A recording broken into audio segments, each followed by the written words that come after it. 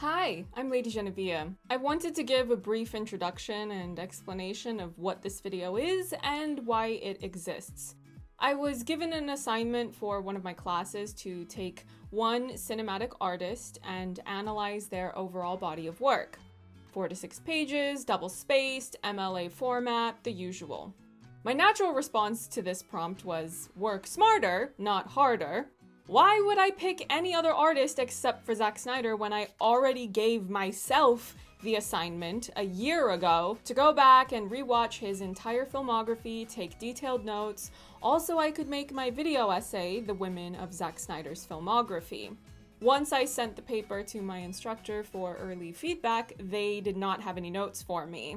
Nothing needed to be revised, so I figured, why waste a perfectly good analysis that I wrote in about a day and a half, actually, which is considerably faster than what it normally takes me to write a new video essay, when I can just share what I wrote and make a new video essay out of it.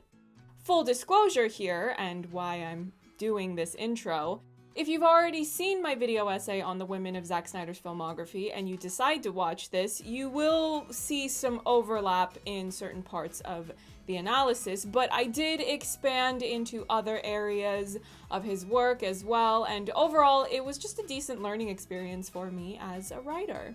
So, without further ado, here is my paper for school, entitled Zack Snyder's Autorial Merging of Style and Substance. To those uninitiated, Zack Snyder's name and filmography is superficially associated with a propensity for stylish action sequences and an abundance of slow motion. Upon closer examination, his works boast a wealth of references from art history, mythology, and a consistently progressive approach to depicting women. The most efficient way of gaining a true understanding of Snyder's layered approach to his visual storytelling is to begin with those superficial impressions and continue peeling back the layers.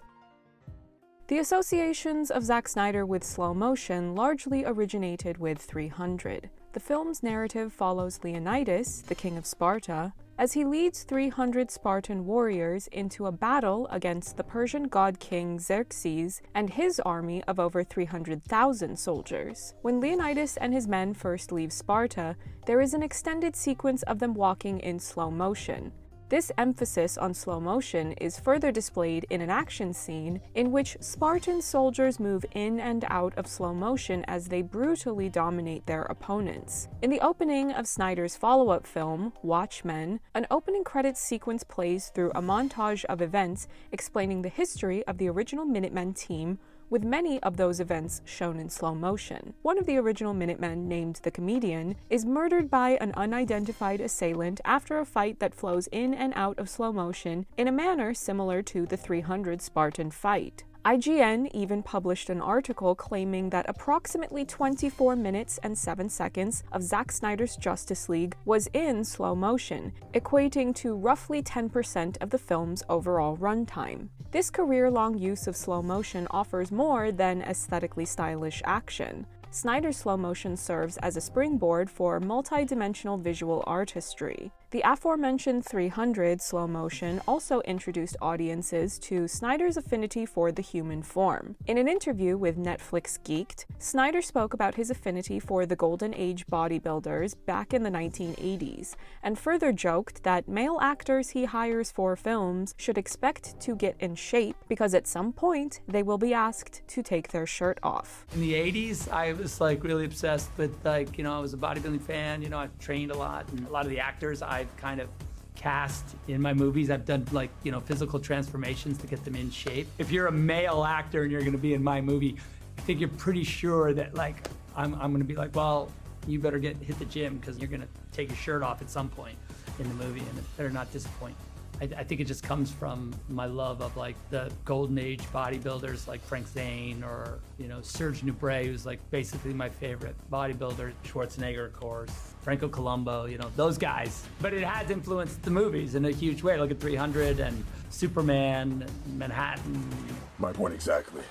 In films like Man of Steel and Batman v Superman: Dawn of Justice, the camera pans down to linger on the shirtless, muscular torsos of Superman while he holds up a collapsing oil rig, and Batman while he works out in preparation for attacking Superman. These shots put the human form on display in a manner akin to the great painters and sculptors of centuries past. Snyder has a background in art history, having studied painting for a year at the Heatherley School of Fine Art in London before transferring to the Art Center School of Design to study film. Just as Renaissance artists Michelangelo and Donatello created nude sculptures of David which showcased the male form, Snyder artfully displays the athletic physiques of the actors who have physically transformed to play the superheroes of modern-day mythology. Snyder further incorporates art history references in slow-motion sequences, such as the first team-up action sequence in Zack Snyder's Justice League. When Wonder Woman jumps off a broken bridge to try to catch her sword,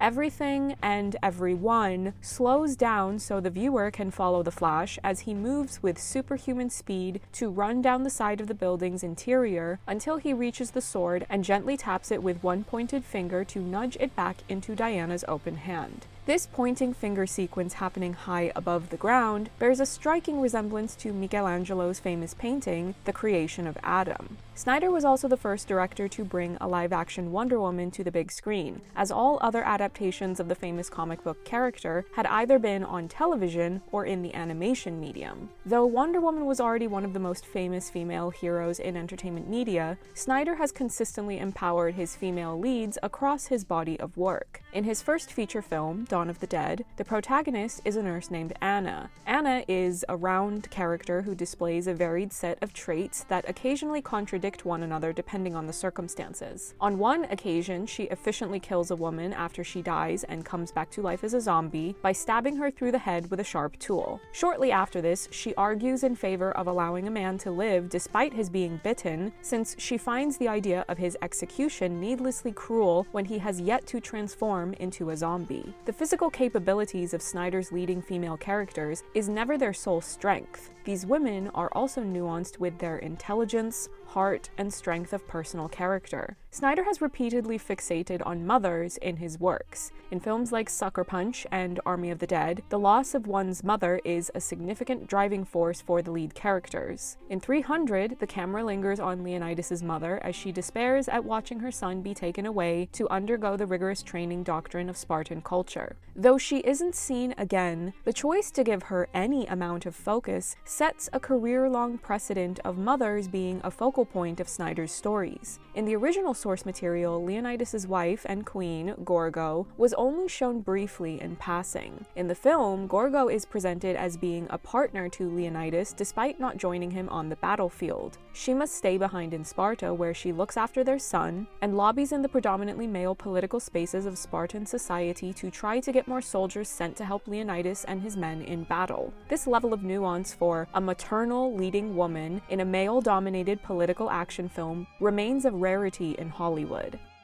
One of the most controversial, misunderstood films of Zack Snyder's filmography is his 2011 action blockbuster Sucker Punch. Released a decade ago, the film focuses on an ensemble of women in the 1960s forcibly trapped in a psychiatric asylum. The protagonist, Baby Doll, imagines the asylum as a glamorous brothel and further imagines herself battling larger-than-life monsters in stunning action sequences alongside the women she meets at the asylum. The narrative is heavily layered with allegory about systemic misogyny against women, yet many of the film's harshest critics misinterpreted the film as endorsing the very ideology it was condemning. Snyder claimed that the film was a commentary of sexist geek culture, stating, "I find it interesting in a lot of ways that this movie, of all the movies I've made, has been universally hated by fanboys, which I find really interesting.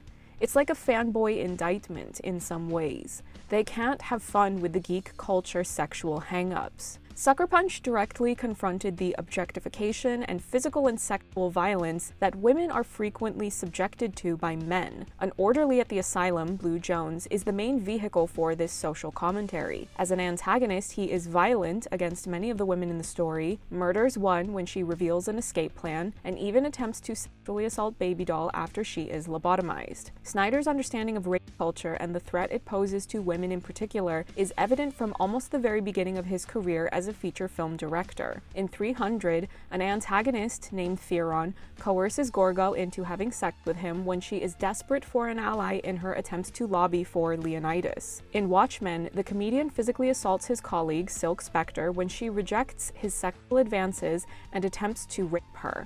Even in Snyder's most recent directorial feature, Army of the Dead, there is a similar antagonist. Burt Cummings is a security guard at a refugee camp where he abuses his power and is heavily implied early on to coerce women in the camp into performing sexual favors. In each instance where Snyder's narrative includes this type of antagonist, there is a violent retribution against them. In 300, Gorgo murders Theron when he goes back on the deal and falsely accuses her of being the one to initiate sex, and in the process reveals to the council that he was a traitor to Sparta. In Watchmen, the comedian is interrupted before he can sexually assault Silk Spectre and violently beaten by Hooded Justice for his actions against her. In Sucker Punch, Blue Jones is brutally stabbed in the shoulder with a knife by Baby Doll and arrested for his many crimes. In Army of the Dead, Burt Cummings is sacrificed to a pack of zombies with an explicit declaration of him being an abuser and rapist by the woman in the team who made the decision to sacrifice him.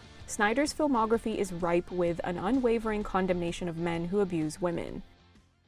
Despite the highly saturated market of superhero media, with many studios looking to capitalize on the trend by producing the most palatable superhero blockbusters as possible, Zack Snyder's DCEU trilogy subverts from that trend through its deconstructionist approach to its heroes' journeys. Beginning with Man of Steel, Superman's journey as an alien immigrant is heavily intertwined with the theme of fear of the other. His adopted father discourages him from letting the world know about his abilities because of what they may do to him in response, leading Superman to feel even more isolated and emotionally distressed. He struggles to know where he belongs in the world, especially because of his lack of knowledge about where he comes from. Only after he finds a Kryptonian ship containing an AI program resembling his birth father, Jor-El, is he instilled with the confidence to test the limits of his superpowers for the first time. Superficially, the scene is of him practicing flying, but beneath that is a profound internal journey to self-acceptance and actualization. In Batman v Superman: Dawn of Justice, the audience meets a considerably older Batman than what they are accustomed to seeing in the numerous Batman adaptations spanning decades. He is angry and jaded,